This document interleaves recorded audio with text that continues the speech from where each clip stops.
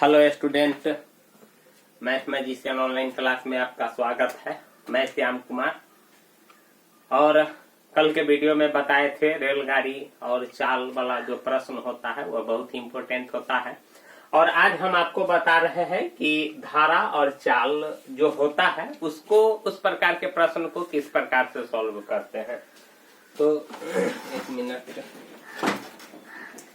तो देखिए स्टूडेंट, सवाल है यहाँ लिखा हुआ है कि एक मल्लाह मतलब जो मछुआरा जिसको बोलते हैं मछली मारने वाला 4.2/3 घंटे में 7 किलोमीटर नाव खेकर आ जा सकता है। मतलब आ भी जाता है और चला भी जाता है। कितना? 4.2/3 घंटे में। यदि बहाव की चाल गति प्रति घंटा 2 किलोमीटर हो। बहाव मतलब धारा की चाल यहाँ कह रहा है। बहाव कहते हैं धारा की चाल 2 किलोमीटर प्रति घंटा हो तो स्थिर जल में नाव की चाल कितनी थी। तो शांत जल जिसको बोलते हैं उसी को स्थिर जल भी कहते हैं। तो पूछ रहा है कि स्थिर जल में नाव की चाल कितनी थी। देखिए यानी 4.2/3 घंटा में चलियो जाता है और आ भी जाता है। बात समझ रहे हैं कि ना। और धारा की चाल कितना है? 2 किलोमीटर प्रति घंटा। तो यहाँ हम लिखते हैं सबसे पहले कि मान लेते हैं, माना कि यहाँ से हम हल कर रहे हैं, माना कि स्थिर, माना कि स्थिर को ही कहते हैं शांत।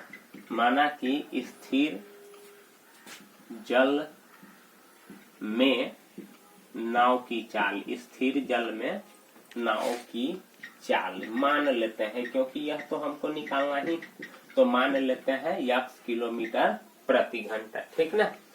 मान लिए कि स्थिर जल यानी शांत जल में नाव की चाल x किलोमीटर प्रति घंटा। बहुत ही इम्पोर्टेंट होता है और न समझ पाने के कारण आपसे समीकरण नहीं बनता है। यह द्विघात समीकरण वाला ही सवाल है।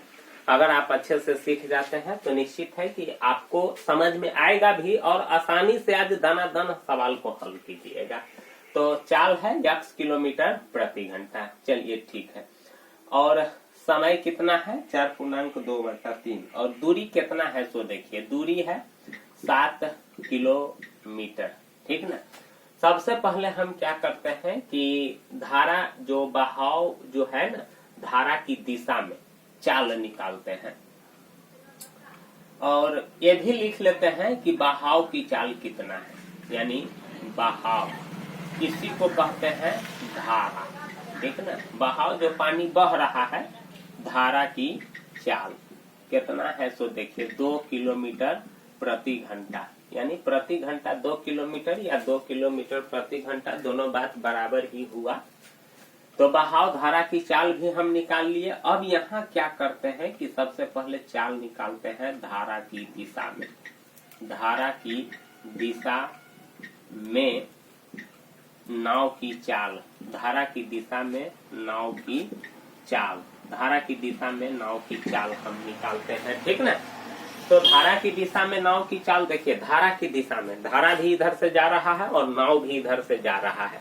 आपको ध्यान होगा जब आप पढ़ने जा रहे होंगे और संजोग से कहीं उस दिन पूर्वैया हवा बह रहा हो, अगर आप यानी पूरब से पश्चिम की ओर जा रहे हैं और हवा भी पूरब से पश्चिम की ओर बह रहा है, तो आप देखिएगा कि आपके साइकिल को ठेल करके ले जाएगा। थोड़ा स्पीड बढ़ाइएगा तो बुझाएगा कि एकदम आसमाने में हम उड़ रहे हैं। तो इस प्रकार से तो क्या होता है कि जिस चाल से आप चल रहे हैं वो तो चलिए रहे हैं आप, प्लस में हवा भी अपने चाल को आपके जो वेग होता है उसमें जोर लगा देता है, तो आपका स्पीड थोड़ा बढ़ जाता है। लेकिन जब आप उधर से आते हैं तो नमर करके चलते रहते हैं। कारण यही है कि जितना स्पीड से आप चल रहे हैं और हवा जितना स्पीड से बढ़ रहा है तो आपके चाल को वह रोक देता है। तो यहाँ भी वही बात है, धारा भी इधर से जा रहा है और नाव भी इधर से जा रहा है। तो निश्चित है कि दोनों स्पीड क्या हो जाएगा? बढ़ जाएगा।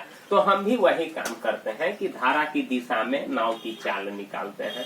तो चलिए ठीक है, कितना हो जाएगा? नाव है x किलोमीटर प्रति घंटा और धारा की चाल है 2, तो क्या हो जाएगा? x + 2 किलोमीटर प्रति घंटा। और दूरी कितना है 7 किलोमीटर, तो समय निकाल लेते हैं। फिर वही बात, समय बराबर होता है दूरी बटे चाल, नहीं, यानी समय बराबर होता है दूरी बटे चाल। तो दूरी है कितना 7 और चाल कितना है यक्स प्लस 2 घंटा। ठीक, चलिए अब धारा यानी इसी को कहते हैं बहाव की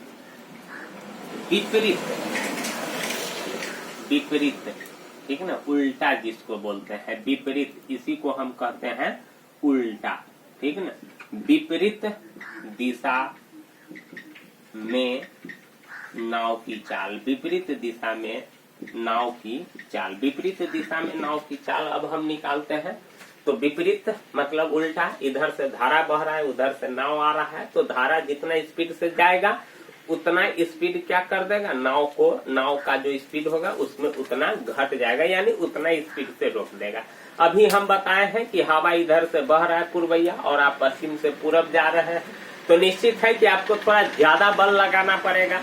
लेकिन हवा जिधर से बह रहा है और आप भी इधर से जा रहे हैं, तो हल्के बल लगाने से आप ज्यादा स्पीड में चलिएगा। तो यही चीज होता है, जब आप किसी धारा के विपरीत दिशा में या किसी हवा के विपरीत दिशा में चलते हैं, तो फिर आपकी स्पीड को वह कम करता है, मतलब माइनस कर देता है। तो कितना माइनस कर देता है, तो जितना बहाव की चाल होगा या जितना हवा की चाल होगा। तो आप यानी माने हुए हैं यहाँ शांत जल में नाव की चाल यक्स, तो जो नाव है उसके स्पीड को कम कर देगा, यानी जितना बहाव की चाल होगा, तो धारा की विपरीत दिशा में नाव की चाल क्या हो जाएगा x-2 किलोमीटर प्रति घंटा, यानी जो नाव की चाल होगा वह 2 किलोमीटर प्रति घंटा माइनस कर देगा जितना धारा की चाल है, ठीक ना। और यहाँ भी हम इसको लिख सकते हैं, यानी x-2 और x+2 ठीक ही है। अब हम क्या करते हैं कि इसका भी हम समय निकालते हैं। तो फिर वही बात, समय बराबर दूरी बटे चाल, तो दूरी है 7 और चाल है x-2, इतना घंटा होगा। अब देखिए प्रश्न से, अब क्या लिखेंगे यहाँ प्रश्न से, देखिए धारा की दिशा में चला तो इतना समय लिया, यह जो आप देख रहे हैं ना यही आपका समय है। और धारा के विपरीत दिशा में चला तो इतना समय लिया, और दोनों समय मिला करके आइयो जाता है या चलियो आता है कई घंटा में 4.2/3 घंटा में। तो हम भी क्या करेंगे कि इसको दोनों को जोड़ देंगे तो बराबर में इतना घंटा नहीं हो जाएगा, क्योंकि इधर से गया तो इतना समय लिया, उधर से आया तो इतना समय लिया, और सवाल में कह रहा है कि इधर से चलियो जाता है आइयो जाता है कितना में, इतना घंटा में। तो इधर से गया उधर से आया तो दोनों समय इतना के बराबर में नहीं हो जाएगा। तो वही काम करते हैं। देखिए पहला जो समय आप निकाले हैं 7/x+2 है, और दूसर का जो समय है आपका 7/x-2 बराबर कितना हो जाएगा 4.2/3 इतना होगा। दोनों समय का जो जोड़ देंगे तो इतना के बराबर में नहीं हो जाएगा। प्रश्न भी कह रहा है कि इतना घंटा में चलियो जाता है आइयो जाता है, और जो हम समय निकाले हैं यही मेरा समय हुआ, नहीं, और यह मेरा समय हुआ, दोनों को जोड़ देंगे।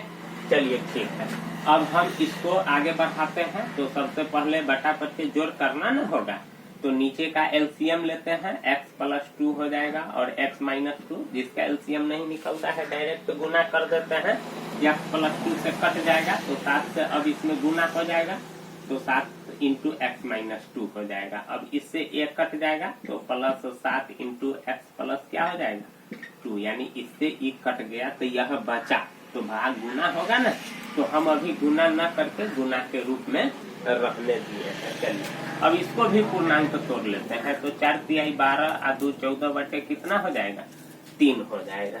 चलिए ठीक है, आगे अब हम बढ़ाते हैं, तो क्या हो जाएगा 7x और -7 दूना 14 +7x और +7 दूना 14 बट्टे ये देखिए a+b और a-b के रूप पर जाने वाला है, तो ले जाइए। तो a+b और a-b का होता है a², तो a के जगह पर x है और -b के जगह पर 2 है, बराबर में क्या हो जाएगा 14/3। देखिए कटने उठने वाला है, ये प्लस ये माइनस है और ये प्लस है, कट जाएगा, तो 7 और 7 14x बट्टे क्या हो जाएगा यक्स स्क्वायर माइनस 2 दूना 4 बराबर 14/3। चलिए ठीक है, जब आप समीकरण सॉल्व किए होइएगा तो देखते होइएगा कि तिरछा गुना हो जाता है, लेकिन ऊपर से ऊपर चाहे नीचे से नीचे कट जाता है। तो 14 से 14 को आप काट दीजिए तो 1 हो जाएगा, यहाँ भी 1 हो जाएगा और यहाँ भी 1 हो जाएगा। अब हम क्या करते हैं कि तिरछा गुना करते हैं, तो 1 से इसमें गुना करेंगे तो क्या हो जाएगा यक्स स्क्वायर माइनस 4 और 3 से यक्स में गुना करेंगे तो 3x। चलिए ठीक है, अब हम 3x को क्या करते हैं इधर खींच लेते हैं, तो x square minus 3x plus है तो और माइनस 4 तो इधर ही है, बराबर में क्या हो जाएगा 0। देख रहे हैं ना। अब इसको फर्स्ट इंटू लास्ट पर तोड़ते हैं। चलिए ठीक है, यक्स स्क्वायर अब -3 को तोड़ना है तो कितना लिया जाए, गुना करने पर 4 आना चाहिए और जोड़ने घटाने पर 3x आना चाहिए। तो एगो 4 ले लेते हैं, 1 ले लेते हैं, छोटा संख्या है। तो देखिए -3x लाना है तो -4x प्लस x -4 बराबर क्या हो जाएगा 0 और 4x में से x घटेगा तो -3 गुना करेंगे तो नहीं आ जाएगा। चलिए x हम कॉमन ले लेते हैं तो x -4 हो जाएगा, प्लस 1 कॉमन ले लेते हैं तो ये हो जाएगा x -4। अब देखिए x प्लस 1 हो जाएगा और x -4 बराबर 0। तो x प्लस 1 बराबर 0 और इतना बराबर 0 और फिर इतना बराबर 0 कर देते हैं तो x बराबर -1 और x बराबर 4। तो फिर यहाँ ऋणात्मक तो लेंगे नहीं, क्योंकि किसी भी जो धारा होता है या रेलगाड़ी होता है या नाव होता है उसका चाल तो माइनस हो नहीं सकता है, इसीलिए धनात्मक मान लेने पर यहाँ लिखेंगे धनात्मक मान लेने पर यक्स बराबर कितना हो जाएगा 4। अब यक्स किसको माने हुए थे, सो देखिए शांत जल में नाव की चाल इसी को न माने हुए थे, इसीलिए शांत जल में नाव की चाल बराबर क्या हो जाएगा 4 किलोमीटर प्रति घंटा। यही आपका आंसर हो जाएगा। और वही पूछ भी रहा है कि शांत जल में नाव की चाल क्या होगा, तो इस प्रकार से सॉल्व करते हैं। तो स्टूडेंट हम उम्मीद रखते हैं कि आप समझ गए होंगे अच्छी तरह से, और अगर आप नहीं समझे होंगे तो प्लीज जरूर कमेंट कीजिएगा और लाइक भी कर दीजिएगा, शेयर भी कीजिएगा और प्लीज चैनल को भी सब्सक्राइब जरूर कर लीजिएगा। थैंक यू, धन्यवाद।